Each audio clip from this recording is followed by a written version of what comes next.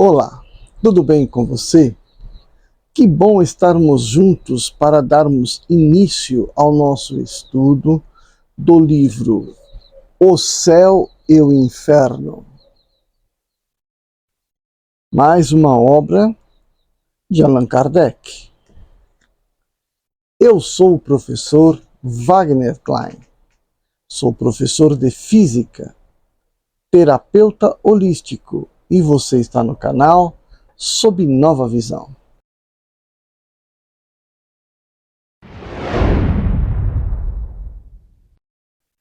Dando início ao nosso estudo do livro Céu e Inferno, também é intitulado A Justiça Divina segundo o Espiritismo,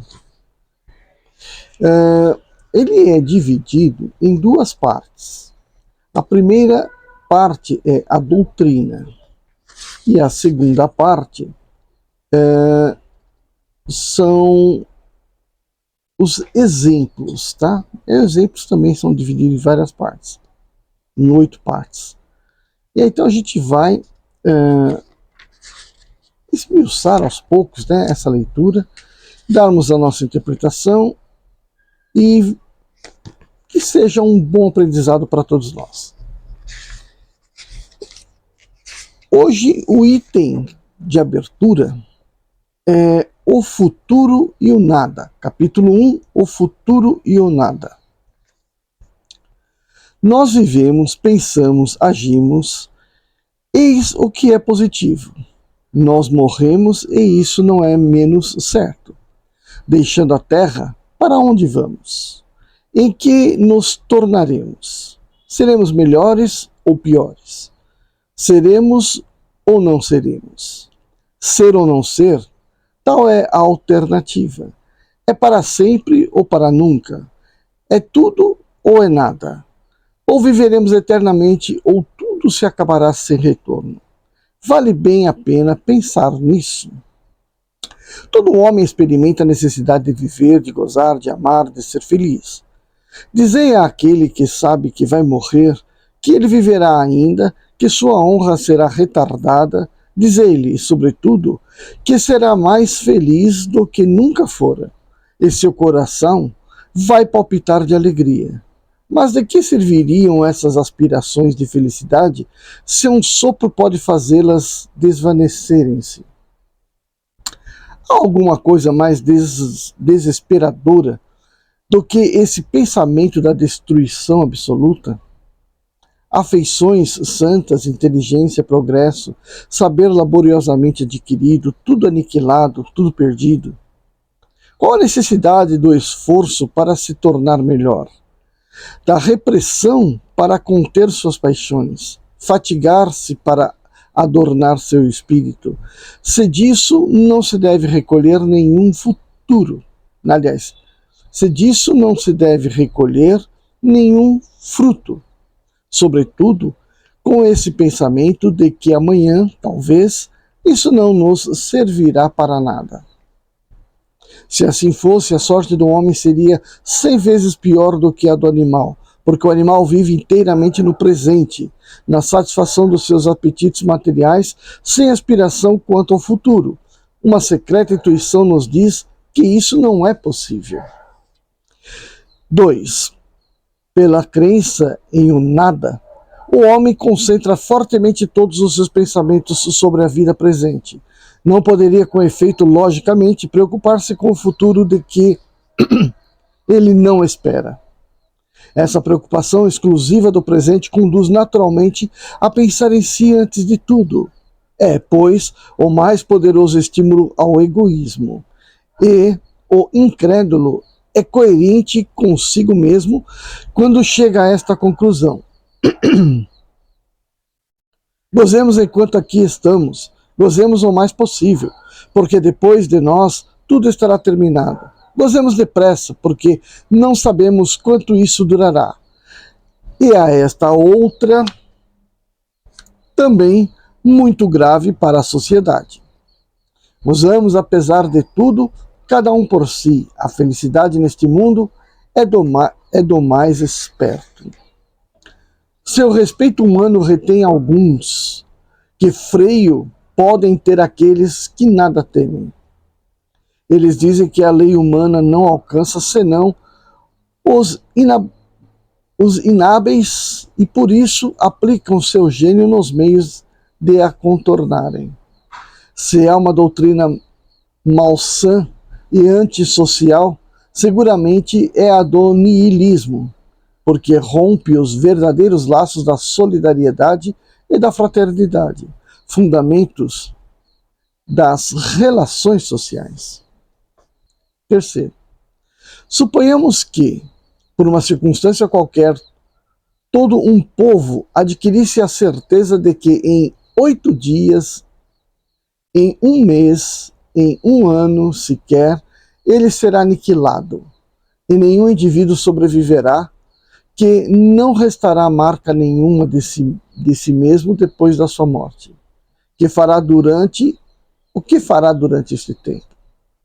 Trabalhará pelo seu melhoramento, pela sua instrução, entregar-se-á ao trabalho para viver, respeitará os direitos, os bens, a vida dos seus semelhantes, submeter-se-ia às leis, a uma autoridade qualquer que seja, mesmo as mais legítimas, a autoridade paterna. Terá para si um dever qualquer? Seguramente que não. Pois bem, o que não se alcança em massa, a doutrina do niilismo o realiza cada dia isoladamente. Se as consequências disso não são tão desastrosas quanto poderiam ser, é primeiro porque entre a maioria dos incrédulos há mais de fanfarrice do que de verdadeira incredulidade, mais dúvida do que convicção, e porque tem mais medo do nada do que procuram apresentar. O título de espírito forte lisonjeia-lhes o amor próprio. Em segundo lugar, porque os incrédulos absolutos são uma infinita minoria. Sentem malgrado eles a ascendência da opinião contrária e são mantidos por uma força material.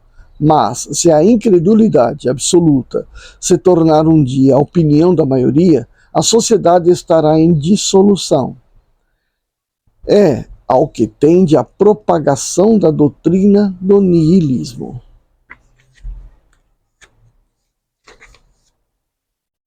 Qualquer que sejam as consequências, se o niilismo fosse uma verdade, seria preciso aceitá-lo e não seriam nem sistemas contrários, nem o pensamento do mal que dele pudesse resultar, que poderiam fazer com que não o fosse. Ora, não se pode dissimular que o cepticismo, a dúvida e a indiferença cada dia ganham terreno, malgrado os esforços da religião. Isso é positivo. Se a religião é impotente contra a incredulidade, é que lhe falta alguma coisa para combatê-la. De tal sorte que, se permanecer na imobilidade, em um tempo dado ela estará infalivelmente ultrapassada. O que lhe falta nesse século de positivismo, quando se quer compreender antes de crer, é a sanção de suas doutrinas pelos fatos positivos. É também a concordância de certas doutrinas com os dados positivos da ciência. Se ela diz branco e os fatos dizem preto, é preciso optar entre a evidência e a fé cega. Quarto, é nesse estado de coisas que o Espiritismo vem opor, indique a invasão da incredulidade. Não somente pelo raciocínio, não somente pela perspectiva de perigo que ela ocasiona, mas pelos fatos materiais, fazendo tocar o dedo e o olhar, a alma e a vida futura. Cada um é livre, sem dúvida, em sua crença, em crer que alguma coisa ou em não crer em nada, mas aqueles que procuram fazer prevalecer no espírito das massas, da juventude sobretudo, a negação do futuro, apoiando-se na autoridade do seu saber ou no ascendente da sua suposição, semeiam à sociedade os germes da perturbação e da dissolução e incorrem em uma grande responsabilidade. 5. Há uma doutrina que nega ser materialista, porque admite a existência de um princípio inteligente fora da matéria, e é a da absorção no todo universal. Segundo esta doutrina, cada indivíduo assimila ao nascer uma parcela desse princípio que constitui sua alma e lhe dá a vida, a inteligência e o sentimento. Na morte, essa alma retorna ao foco comum e se perde no infinito, como uma gota d'água no oceano. Essa doutrina, sem dúvida, é um passo adiante sobre o materialismo puro, uma vez que admite alguma coisa ao passo que a outra não admite nada, mas suas consequências são exatamente as mesmas. Que o homem seja mergulhado no nada ou no reservatório comum é a mesma coisa para ele. Se no primeiro caso ele é aniquilado, no segundo ele perde a sua individualidade. Ou seja, é aniquilado do mesmo jeito, né? É, pois, como ele não existisse mais. As relações sociais não estarão menos inteiramente rompidas. O essencial para ele é a conservação do seu eu. Sem isso, que lhe importa ser ou não ser? O futuro para ele é sempre nulo, e a vida presente, a única coisa que lhe interessa e o possa preocupar. Do ponto de vista das suas consequências morais, essa doutrina é tão malsã, tão desesperadora, tão excitante do egoísmo quanto o materialismo propriamente dito. 6. Por outro lado, pode-se aí fazer a objeção seguinte. Todas as gotas d'água tiradas do oceano se assemelham e têm propriedades idênticas, como as partes de um mesmo todo. Porque as almas, se são tiradas do grande oceano da inteligência universal, assemelham-se tão pouco. Por que elas se assemelham tão pouco? Porque o gênio ao lado da estupidez, as mais sublimes virtudes ao lado dos vícios os mais ignóbeis, a bondade, a doçura, a mansidão ao lado da maldade, da crueldade e da barbárie. Como as partes de um todo homogêneo podem ser tão diferentes umas das outras? Dir-se-á que é a educação que as modifica. Mas então, de onde vêm as qualidades inatas, as inteligências precoces, os instintos bons e os maus, independentes de qualquer educação e frequentemente tão pouco em harmonia com os meios onde eles se desenvolvem? A educação, sem nenhuma dúvida, modifica as qualidades intelectuais e morais da alma, mas aqui se apresenta uma outra dificuldade. Quem dá à alma a educação para fazê-la progredir?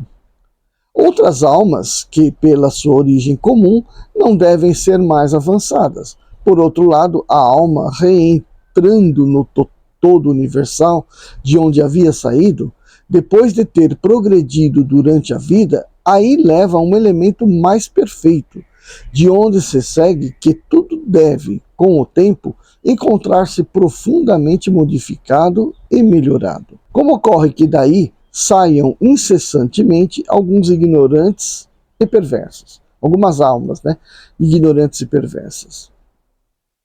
7. Nessa doutrina, a fonte universal da inteligência que fornece às almas humanas é independente da divindade. Não é precisamente o panteísmo. O panteísmo, propriamente dito, dela difere em considerando o princípio universal de vida e de inteligência como constituindo a divindade. Deus é, ao mesmo tempo, espírito e matéria. Todos os seres, todos os corpos da natureza compõem a divindade, da qual são as moléculas e os elementos constitutivos. Deus é o conjunto de todas as inteligências reunidas. Cada indivíduo, sendo uma parte do todo, ele mesmo é Deus.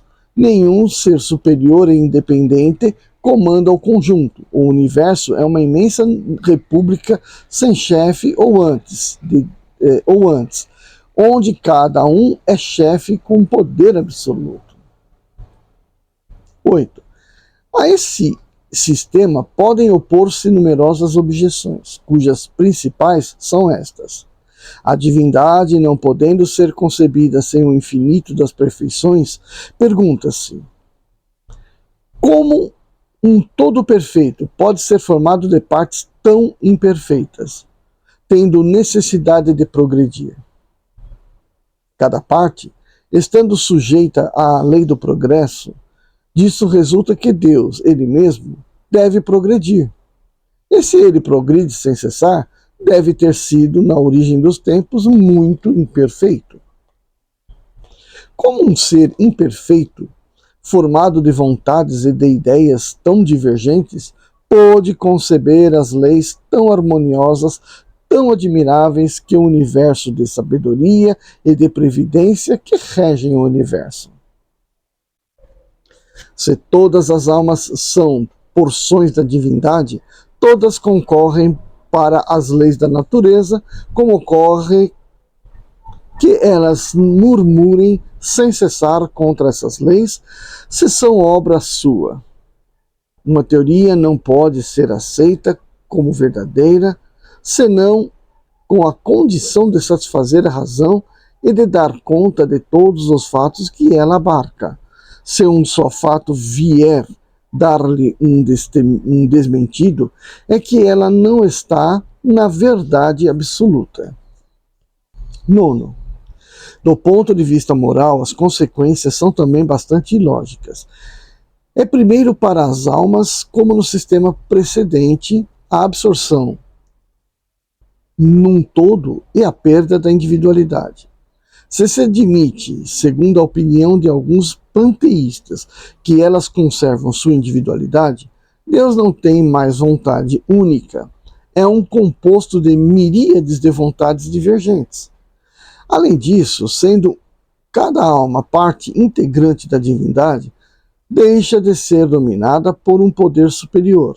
Não incorre, por consequência, em nenhuma responsabilidade dos seus atos, bons ou maus.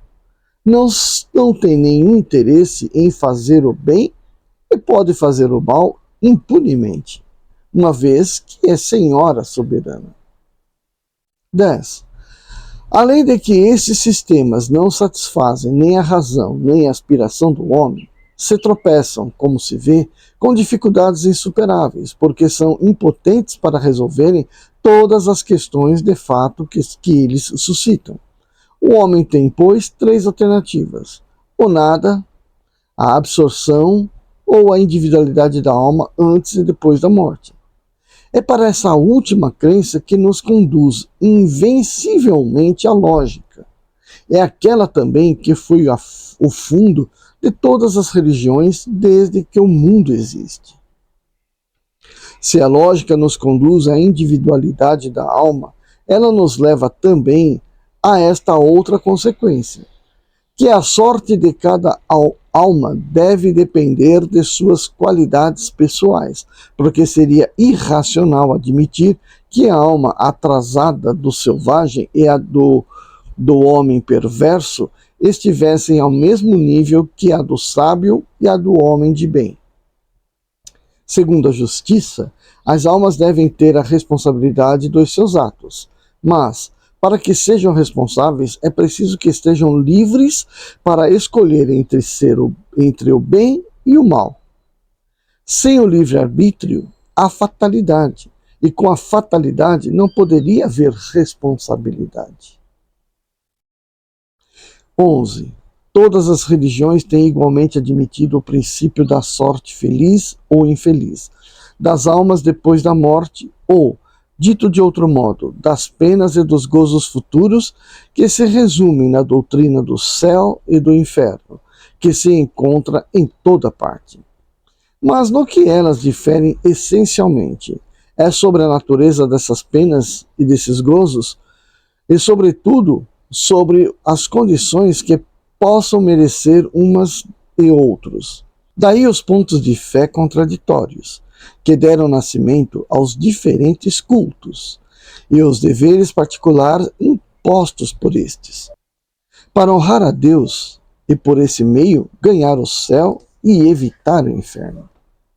12. Todas as religiões deveram, em sua origem, estar em relação com o grau de adiantamento moral e intelectual dos homens. Estes, muito materiais, ainda para compreenderem o mérito das coisas puramente espirituais, fizeram consistir a maioria dos deveres religiosos no cumprimento de formas exteriores. Durante um tempo, essas formas bastaram à sua razão. Mais tarde, fazendo-se luz em seu espírito, sentem o vazio que as formas deixam atrás de si. E se a religião não os satisfaz mais, abandonam a religião e se tornam filósofos. 13. Se a religião, apropriada a princípio aos conhecimentos limitados dos homens, houvessem sempre seguido um movimento progressivo do espírito humano, não haveria incrédulos, porque está na natureza do homem ter necessidade de crer, e ele crerá se se der um alimento espiritual em harmonia com as suas necessidades intelectuais. Ele quer saber de onde veio e para onde vai. Se lhe mostra um objetivo que não responde às suas aspirações, nem à ideia que ele faz de Deus, nem aos dados positivos que lhe fornece a ciência, além disso, se lhe impõe atingir condições que sua razão não lhe demonstre a utilidade, ele repele o todo. O materialismo e o panteísmo lhe parecem ainda mais racionais, porque neles se discute e se raciocina. Raciocina-se falso, é verdade, mas ele gosta ainda mais de raciocinar em falso do que não raciocinar de todo. Mas que se lhe apresente um futuro em condições lógicas, dignas, em todo ponto, da grandeza, da justiça e da infinita bondade de Deus, e ele abandonará o materialismo e o panteísmo, dos quais sente o vazio em seu foro íntimo, e que não havia aceito senão por falta de coisa melhor. O Espiritismo dá mais, porque acolhe com solicitude todos aqueles atormentados pela incerteza dolorosa da dúvida e que não encontram nem nas crenças nem nas filosofias vulgares o que procuram. Têm para si a lógica do raciocínio e a razão dos fatos, e é por isso que o combatem inutilmente. 14. O homem tem instintivamente a crença no futuro, mas não tendo até hoje nenhuma base certa para defini-lo, sua imaginação produziu sistemas que conduziram à diversidade das crenças. A doutrina espírita sobre o futuro, não sendo uma obra da imaginação mais ou menos engenhosamente concebida, mas o resultado da observação de fatos materiais que se desenrolam hoje sob os nossos olhos. Unirá, como já faz agora, as opiniões divergentes ou superficiais e conduzirá, pouco a pouco e pela força das coisas, à unidade na crença sobre esse ponto. Crença que não estará mais baseada sobre uma hipótese, mas sobre uma certeza. A unificação feita no que concerne à sorte futura das almas será o primeiro ponto de aproximação entre os diferentes cultos, um passo imenso para a tolerância religiosa, primeiro, e mais tarde para a fusão. Então, esse aqui foi a nossa primeira leitura de O Céu e o Inferno, né? Que não poderia ser diferente, né? tinha de ser assim esclarecedora no ponto de vista de que qual a proposta do Espiritismo, né? Com relação a tudo que se sabe, a tudo que se acredita dentro da humanidade. Então a gente está dizendo, né, bem claro, que o homem tem sempre, né, no seu nascer, no despertar da sua inteligência, né, deixando de ser um animal para ser um ser humano, ou seja, está na curva do aprendizado, ele vai olhar e pensar, de onde eu venho e para onde eu vou. Né? Porque até enquanto é animal, ele vive pelo presente, pelo instinto da inteligência, né, de desenvolver diversos sistemas para se sobreviver, caçar, tal, etc. Mas, como homem, ele para e pensa, poxa vida, de onde eu venho, para onde eu vou? Quem que sou eu? De onde vem, então, o surgimento da ideia do Deus? É claro que Deus está amarrado, a princípio, né, instintivamente, à proteção. Então, como um ser animal, ele é protegido pelo pai e pela mãe em toda a sua evolução, adquirindo então um pouco de razão, de inteligência sobre o seu estado de vida, esse instinto de necessidade de proteção continua nele. Então ele vai abstrair um Deus protetor como um pai e ao mesmo tempo amável como uma mãe. Né? Então ele vai ter essa construção instintiva nele. Agora, quem é ele? Para onde ele vai? Né? E o que esse Deus fez, né, para que ele pudesse ter essa vida boa?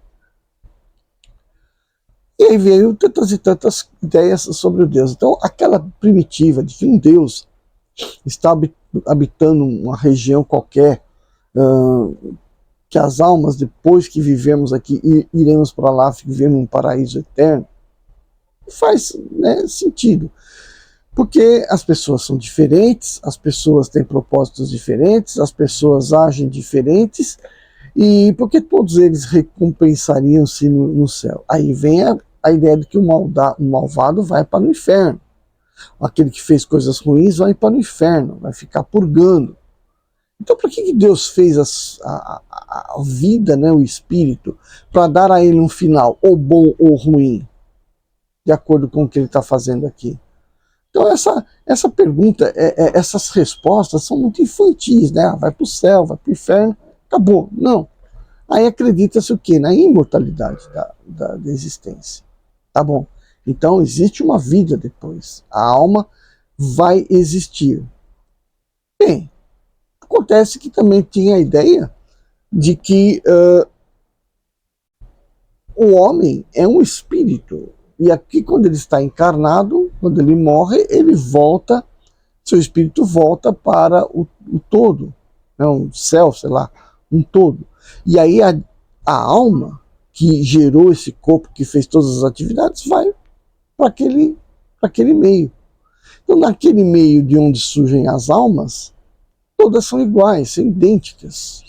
Quando cita aqui gotas do oceano. Tá, mas então quando nasce, por que elas nascem tão diferentes? Por que duas almas, às vezes, que nascem numa mesma família, são tão diferentes? Então já começa a ficar uma dúvida sobre isso, né? Uma falta de esclarecimento. Ou seja, que nos leva a crer que aquela ideia não é a melhor de todas. Né? Então, tá, não tem o paraíso e inferno, não tem esse tipo de coisa, e também não tem a questão da igualdade perene das almas depois da morte. Então, o que deve acontecer? Aí vem o Espiritismo. Ele vai explicar para nós que o processo é evolutivo, que a alma que aqui se faz boazinha já foi boazinha em existência anterior. E a alma que se faz aqui ruim, maldosa, ela já foi maldosa em vidas anteriores. Ou seja, a alma vem aqui, encarna, e aqui ela tem o livre-arbítrio para se conduzir na sua existência, ou para fazer coisas boas, ou só para fazer coisas do seu próprio interesse e, consequentemente, ser mal para os outros. Então, se essa pessoa viveu a sua vida toda fazendo a coisa má, então o que acontece? Quando ela morrer, quando essa alma então estiver entre as outras, né, entre os outros espíritos, os desencarnados, ela terá consciência de tudo que fez e de tudo que ela fez em vidas passadas. E aí poderá não, ela aí terá, mais cedo ou mais tarde, uma outra oportunidade de voltar à vida para fazer melhor. E aí, portanto, se desvincular desses costumes que a alma trazia, né, que a alma traz, né, dessas tendências, né, costumes, dessas tendências que ela tem. Então, ao longo das existências, as almas vão nascendo, encarnando e tentando, da melhor forma, com seu próprio, com seu livre-arbítrio, né, com suas próprias decisões, optar em fazer coisas boas e optar em fazer coisas que são novamente boas só para si próprio. E aí ela vai ter que arcar com essas consequências, porque ela vai voltar a viver numa outra existência. Se ela só fizer coisas boas, ela não terá débitos para serem quitados. Então ela vai para uma vida espiritual depois que morrer, e quando voltar não terá débito para pagar. Então ela vai viver uma vida boa.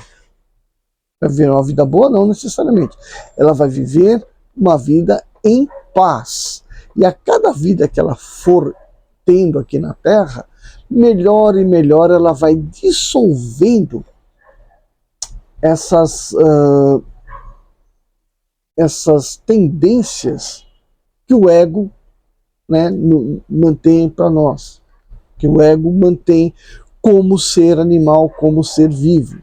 Então, à medida que vai se nascendo, vai se depurando, né, esse sentimento, essas tendências, essas vontades, esses desejos de viver na plenitude, de viver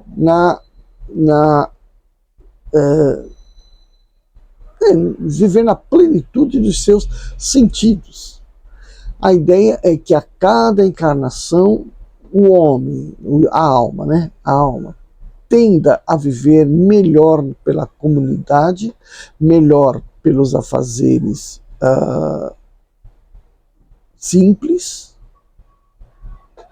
para que não se apegue, para que não crie cascas, vínculos materiais. Porque esses vínculos materiais, essa casca,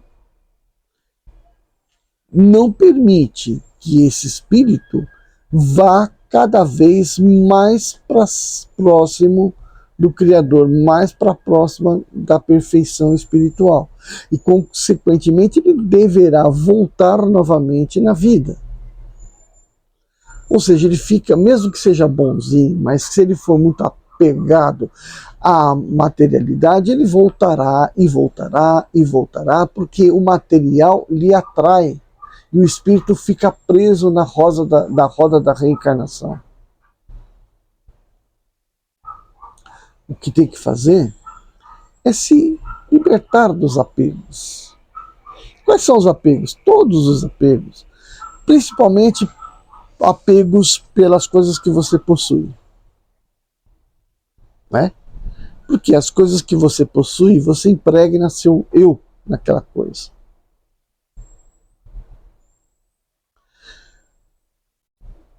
O apego pelos familiares. Porque depois que você desencarna, você não precisa estar apegado aqui à crosta terrestre. O ideal é que você se desvincule da crosta, para você participar de famílias espirituais em um nível mais distante da Terra, distante da vida mundana aqui, para que você não sinta aquela tendência a estar sempre entre os seres humanos.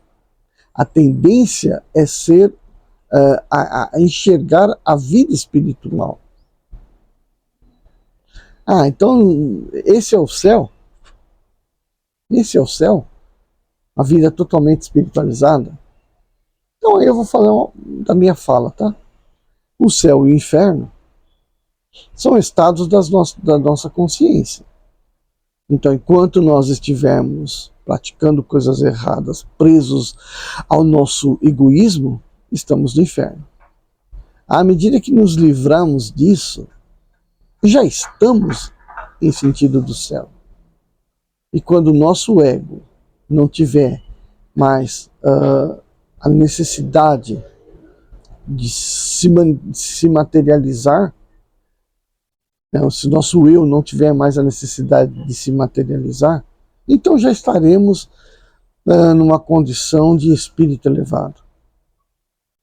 Quer dizer que a gente não poderá voltar? Não, poderá. Tanto é que lá, nesse estado de evolução, saberemos exatamente como que se encarna.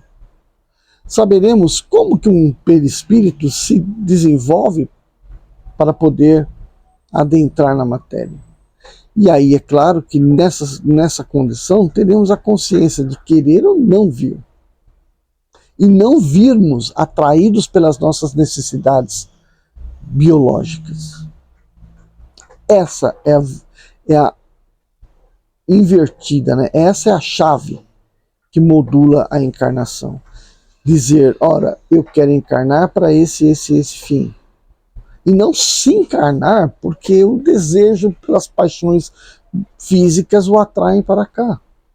Eu vou mais longe, vou dizer o seguinte, todos os pecados capitais, gula, inveja, que já foi, sabe, traduzido por espíritos mais evoluídos já aqui na Terra, citados por alguns deles, não vou lembrar o nome deles, mas são a maioria deles da igreja, né?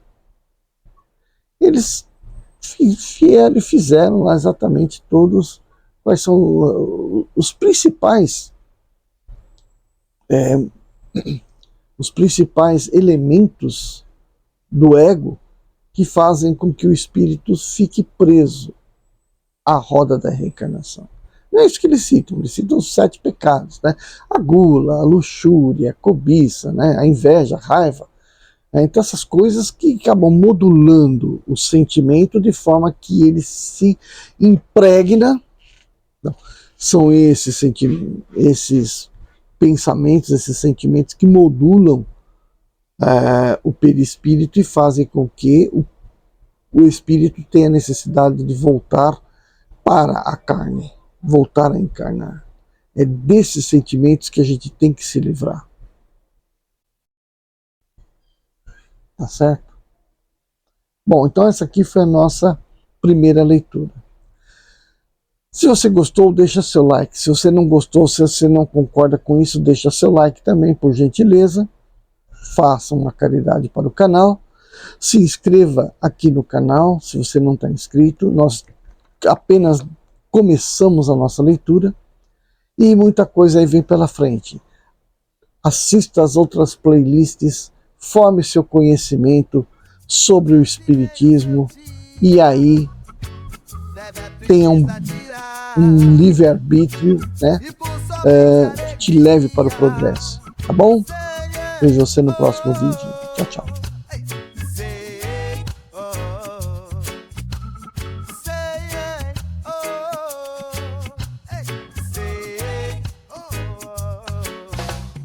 Mágoa, tristeza e rancor.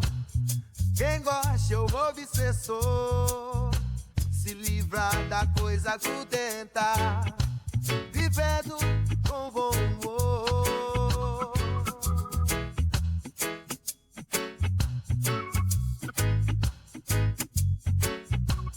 Cuide do sentimento